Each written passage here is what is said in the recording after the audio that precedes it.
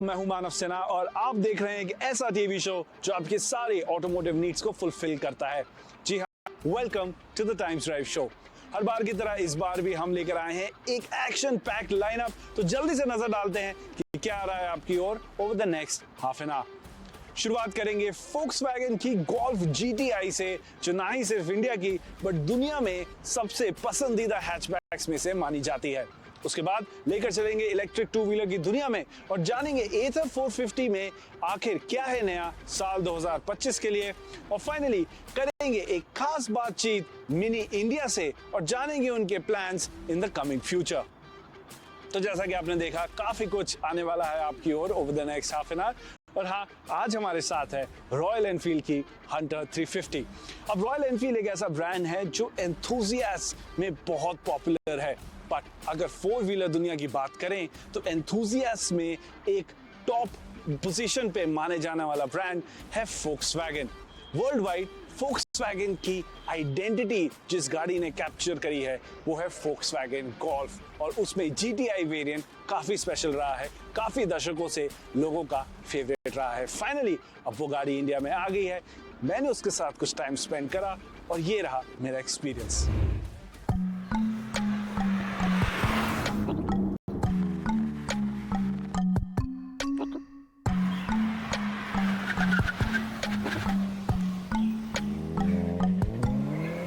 अब अगर Indian automotive enthusiast की बात करें तो अगर कोई ब्रांड है जो उन्हें सबसे ज्यादा खुश रखता है तो वो Volkswagen ही होगा, क्योंकि उनकी सारी गाड़ियां एंथुसियास्ट को माइंड में रखकर इंडिया में लाई जाती है। वर्ल्ड वाइड अगर एंथुसियास्ट की बात करें जो Volkswagen पसंद करते हैं तो Volkswagen Golf is right there at the top. Finally India में Volkswagen Golf आई और इतना ही नहीं, Golf GTI वर्जन इंडिया में लॉन्च किया गया और हमने इसका फर्स्ट ड्राइव इंप्रेशन एक रेस ट्रैक पर किया जहां पर यह गाड़ी वाकई में काफी इंप्रेसिव थी। लेकिन एक बड़ा सवाल यह उठता है कि रियल वर्ल्ड ड्राइविंग कंडीशंस में Volkswagen Golf GTI का कैसा परफॉर्मेंस है। आज हम उसके बारे में बात करेंगे और देखेंगे कि इस गाड़ी में आखिर क्या ऐसा है जो ये इतनी पॉपुलर है।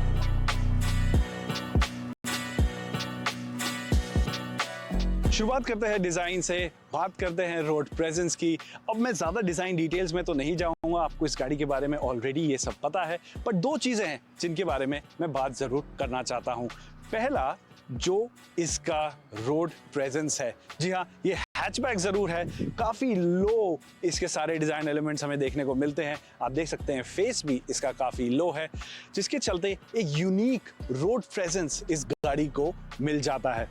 जी हाँ, इमीडिएटली चाहे कोई ये पहचान ना पाए कि ये एग्जैक्टली Golf GTI है जो उन्होंने रोड पर देखी है, बट एट फर्स्ट ग्लांस सबको ये जरूर पता चल जाता है कि ये कोई एक्सपेंसिव रेयर टाइप की गाड़ी रोड पर चल रही है।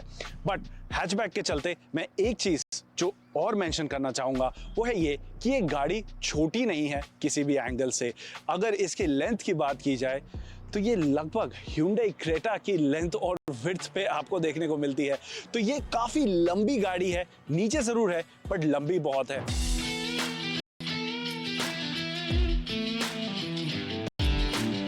इंटीरियर की बात करते हैं, फेमिलियर भी है, फ्रेश भी है।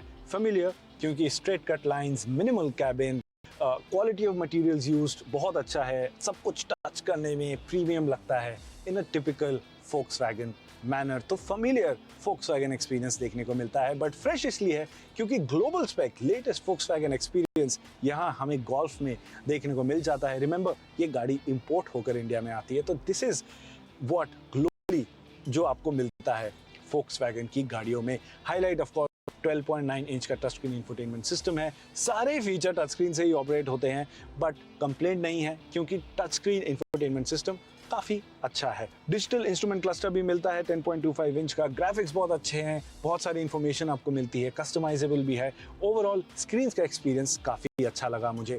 अब एक काफी अच्छी चीज जो मुझे लगी Golf में वो है उसका rear seat experience. For reference मैं 5'10" हूँ, आगे मैंने अपने हाइट के हिसाब से एडजस्ट कर रखी है और आप देख सकते हैं बहुत सारा नी रूम, लेग रूम मेरे को यहाँ पर देखने को मिलता है। हेडरूम की भी कमी नहीं है। ओवरऑल काफी कंफर्टेबल सीट्स हैं इसकी। वाकई में Volkswagen को क्रेडिट यहाँ पर जरूर देना पड़ेगा। रियर एसी वेंट देखने को भी मिल जाता है, ड्रॉप डाउन आर्म रेस्ट है, कप होल्डर्स उसमें देखने को मिलते हैं और काफी इंटरेस्टिंगली ये एक एक्सेस एरिया भी यहाँ देखने को मिलता है, जिसके थ्रू अगर लॉन्ग रोड ट्रिप पे मुझे पीछे से कुछ स्नैक्स निकालने हैं बूट में से तो ये मैं कर सकता हूँ। तो एक अलग तरीके का एक्सपीरियंस यहाँ पे देखने को मिलता है। 3 हेडरेस्ट पीछे देखने को मिलते हैं adjustable, but I would say ये रियर सीट एक्सपीरियंस 2 लोगों के लिए ही बेस्ट रहेगा, क्योंकि बीच में काफ़ी प्रोट्रूडिंग सेंटर टनल भी है।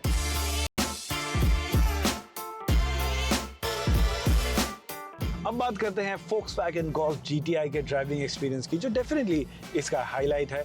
अब मैं ज़्यादा नंबर्स में नहीं जाना चाहता, क्योंकि मुझे लगता है Golf GTI उन गाड़ियों में से एक है जो अपने स्पेक शीट या अपने ब्रोशर से कहीं ज़्यादा प्रोवाइड करते हैं, क्योंकि उनका ड्राइविंग एक्सपीरियंस एक ऐसी चीज़ होती है जिस पे आप नंबर नहीं लगा सकते।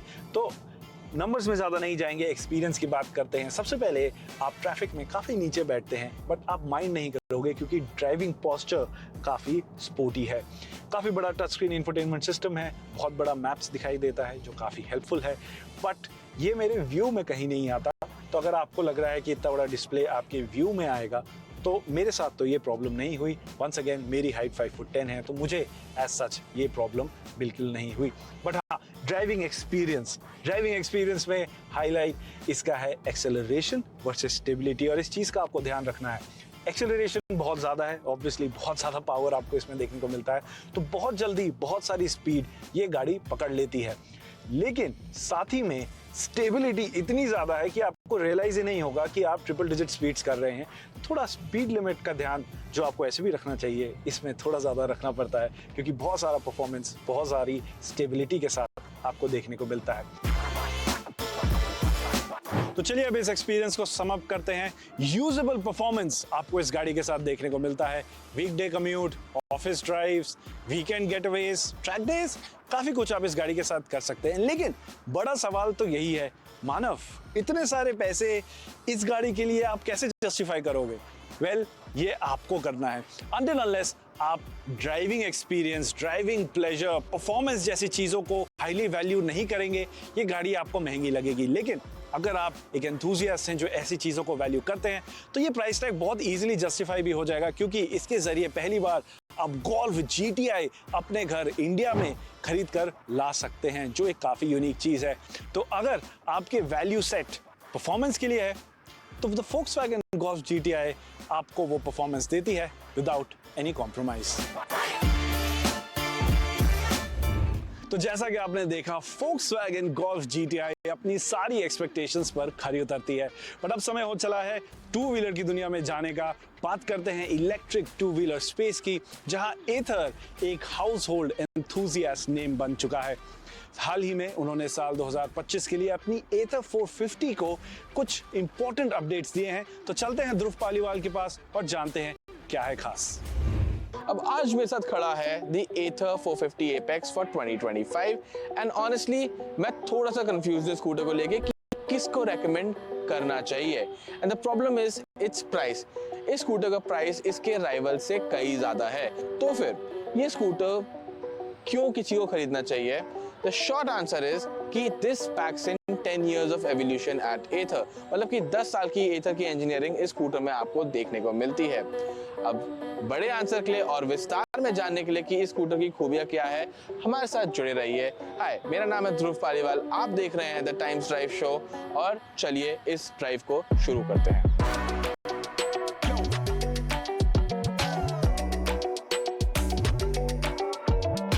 अब एवोल्यूशन एक ऐसी चीज है जो कभी कभार छुप भी जाती है, बट एथर के इंजीनियर चाहते थे कि आपकी नजर तो पड़े उस एवोल्यूशन पे। क्या उन्होंने ओवर द इयर्स बदलाव करे स्कूटर में जिसकी वजह से ये इतना अच्छा राइड करता है और इतना जाना माना जाता है? वेल, आपको दिखाने के लिए कि स्कूटर के स्किन के नीचे इसका स्ट्रक्चर कैसा है, उन्होंने काफी आसान सा तरीका निकाला है जो काफी जीनियस भी है। By the way, they have used this transparent body colour panel. Now ये ब्लू भी दिखता है पर ये ट्रांसपेरेंट भी है, एंड इसके अंडरनीथ जो स्ट्रक्चर है स्कूटर का, जो इसकी चैसी है, आपको वो भी देखने को मिलती है।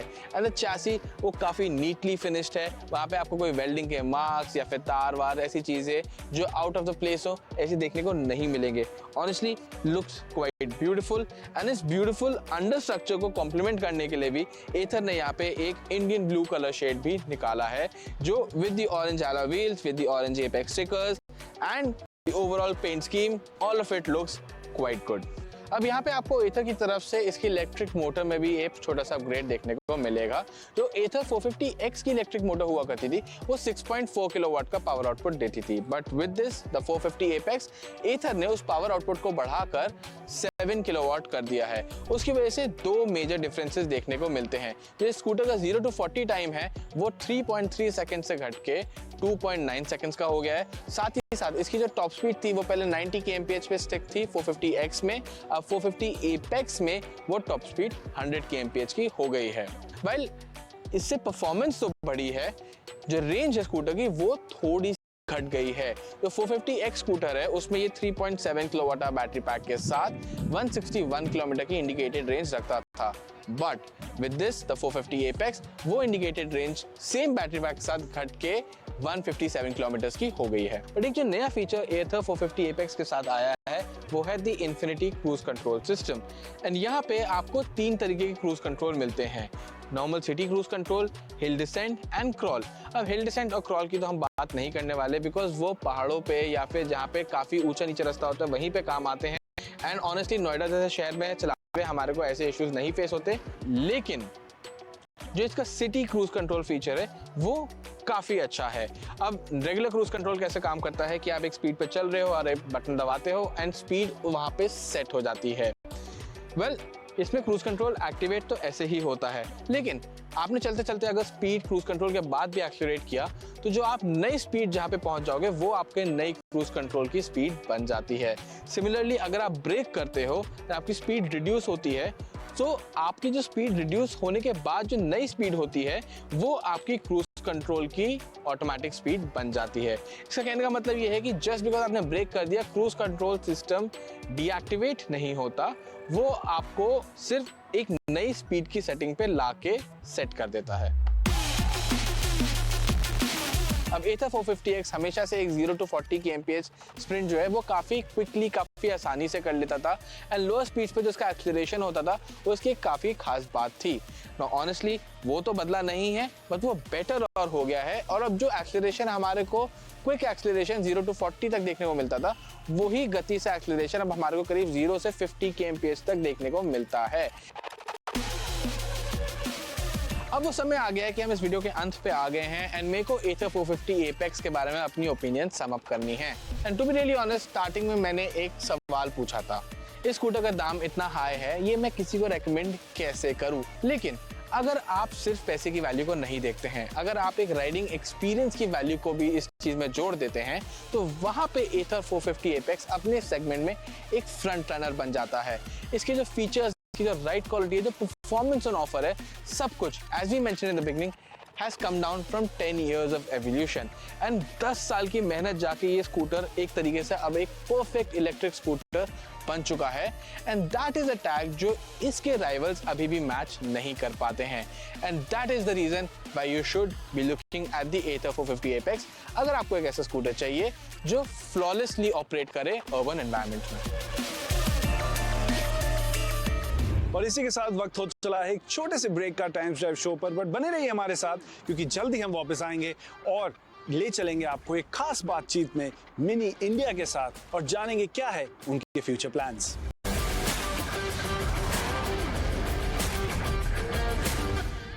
नमस्कार दोस्तों, मैं हूं मानव सिन्हा, आप देख रहे हैं द टाइम्स ड्राइव शो। और अगर आप हमारे रेगुलर व्यूअर हैं तो आपने देखा होगा हमारा मिनी कंट्रीमैन JCW ऑल 4 का रिव्यू जो हम लेकर आए थे straight from the Buddha international circuit.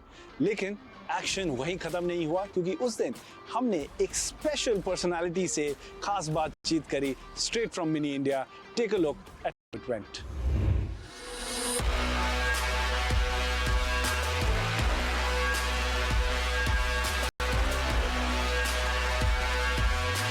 So I have someone special with me. I have Hardeep Singh Brar, President and CEO of BMW Group India. Hardeep, welcome to this conversation. Thank you, Manav. Thank you for being here. Yes. So before we get to Mini, you've taken up a very exciting role on the group as a whole. How has it been for you so far? So phenomenal, great brand. I'm humbled to be part of this iconic brand and really look forward to growing the market for BMW in India. How are you gelling in? How has your first experience been? No, great. I think the DNA of the organization is great. Great people, great culture. manufacturer, and needless to say, great cars. And of course, we are here for Mini today, and yet another iconic product. And I'm sure you will love the drive once you are inside it. Yes. So speaking of Mini, so today we bring the John Cooper Works edition of the Countryman. Some would say that India is a price-sensitive market, but you are going all out and bringing the high-performance version of the Countryman. So what's the thought process behind it? And if there's a response that you can share to the car, Yeah. that'd be great. So, as you said, this is absolutely full of power, 300 horsepower, 400 Newton meter torque, 0 to 100 in 5.4 seconds. You can't ask for anything better than this. And there are a lot of consumers in India which really want that adrenaline rush, and they really want this kind of power.